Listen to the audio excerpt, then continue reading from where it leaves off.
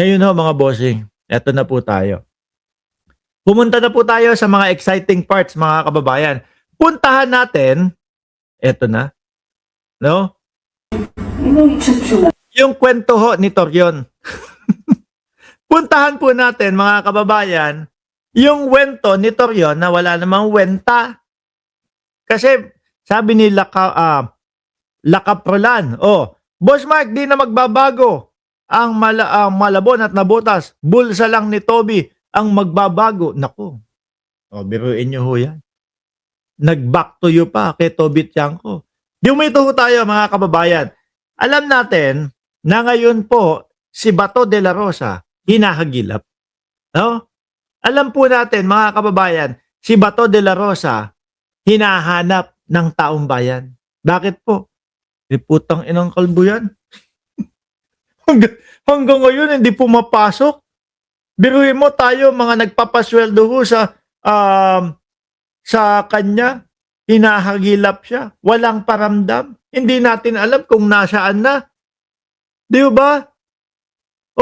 Biruin mo, umaasa tayo na may maitutulong siya sa Senado. Meron po ba? Wala. Hindi nagpapakita. Nagtatago, mga bossing. Dati, etong mga kupal na mga DDS na ito, pinapaniwala niya, nasasamahan niya ang dating Pangulong Duterte kahit saan man po magpunta o kahit saan man po makarating. Nangyari po ba, mga DDS? Sabi sa inyo, di ba, sasamahan si dating Pangulong Duterte. Pinangako pa sa inyo, di ba, bago o matapos yung eleksyon, bibisitahin si dating Pangulong Duterte. Nasaan na ngayon si Bato? Wala. Hindi pinapangatawanan. Si Bungo, ano sabi ni Bungo? Ganun din, bibisita din.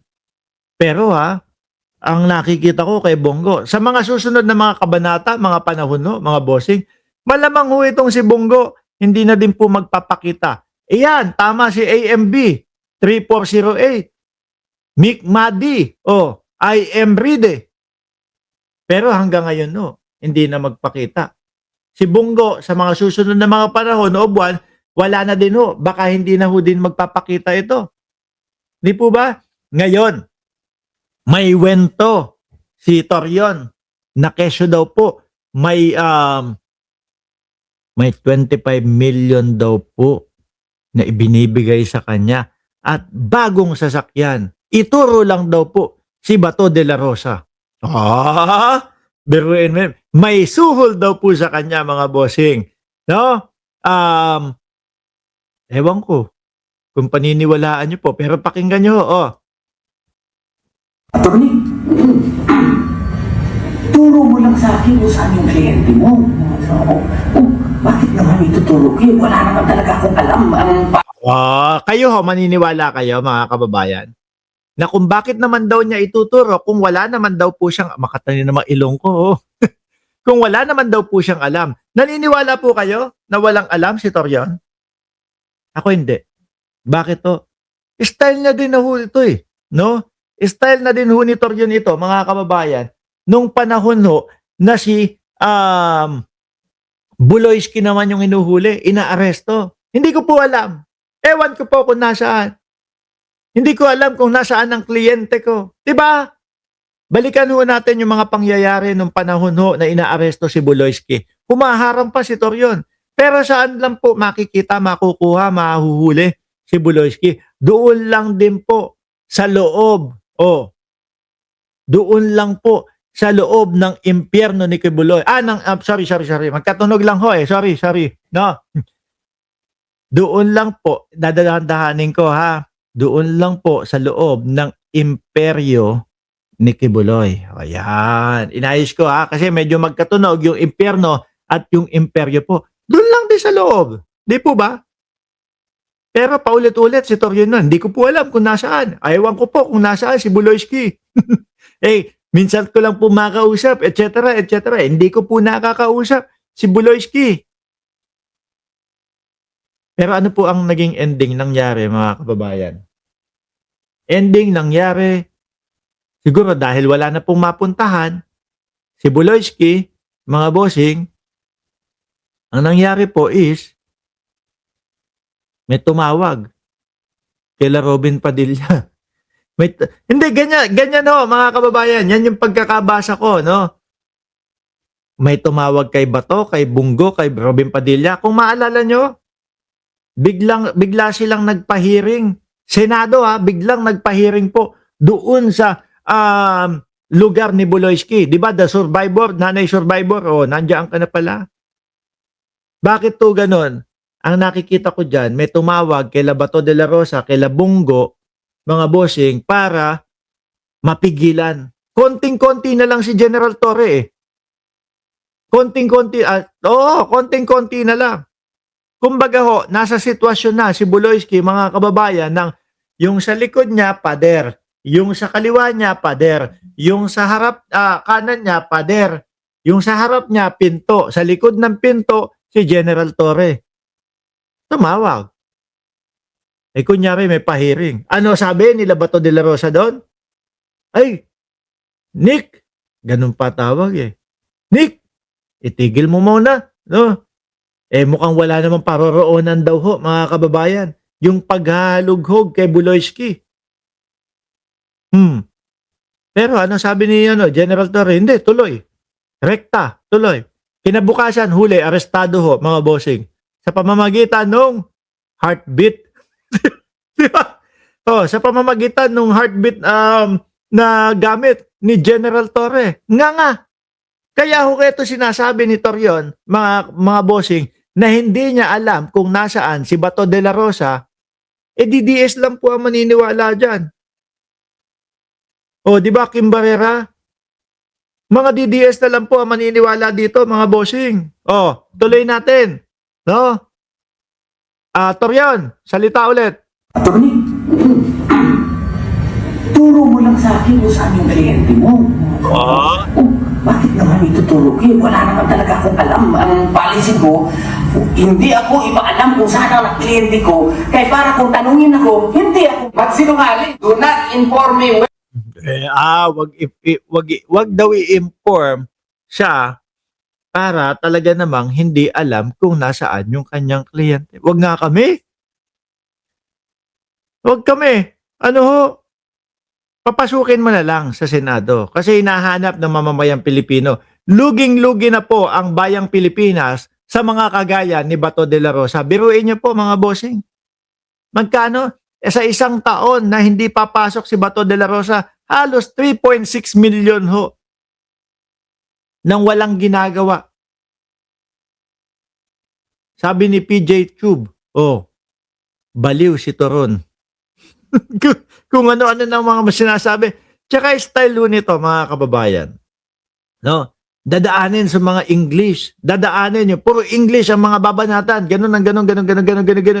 Para magmukhang matalino.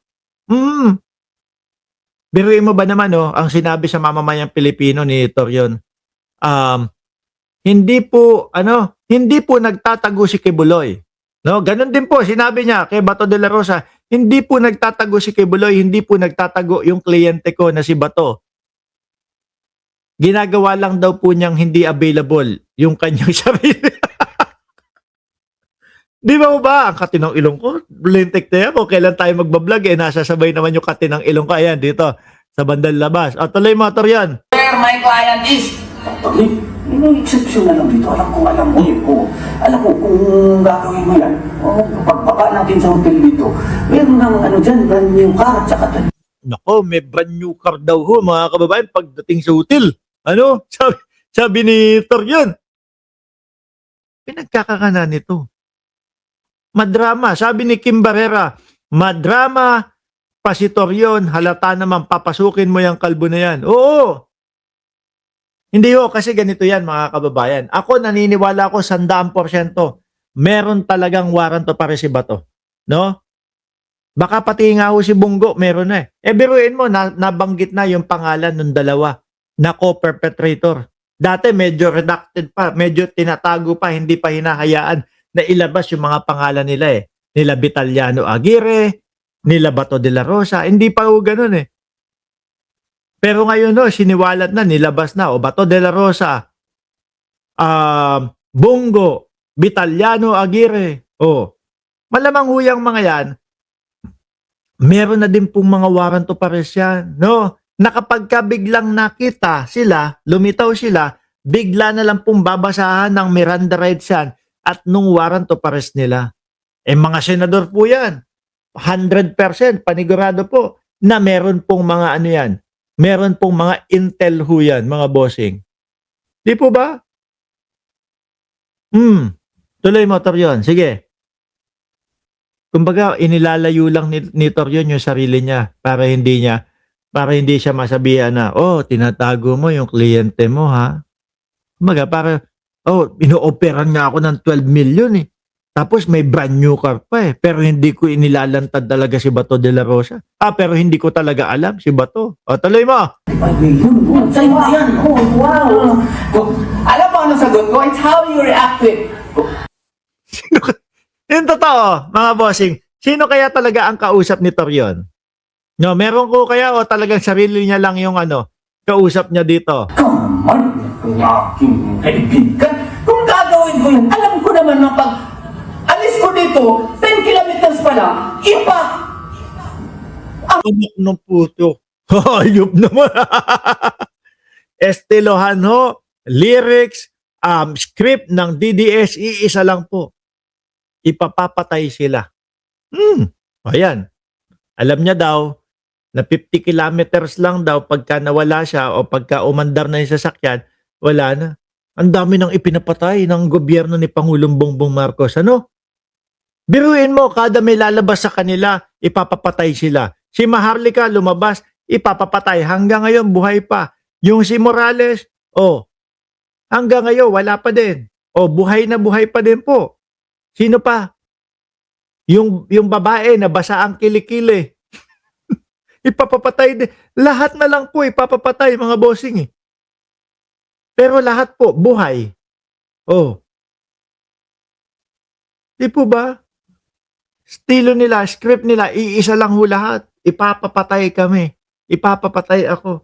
Pero buhay na buhay ho. Yung mukha ni Torion, halatang halata na may tinatago. Ang OA kasi ng delivery ng script niya. Sabi ni Kim Barrera, Tapos ko rin ako, wala rin. Pawang pa yung mga anak ko, brother. Yung lately pa yung mga anak ko. Kung naman akong ganyan. Talagang kakain na nga tayo. Kaibigan pa rin kami. Anak ng puti. Kaya, iba. Kwento niya yan, eh. Di magaling siya dyan, mga bossing.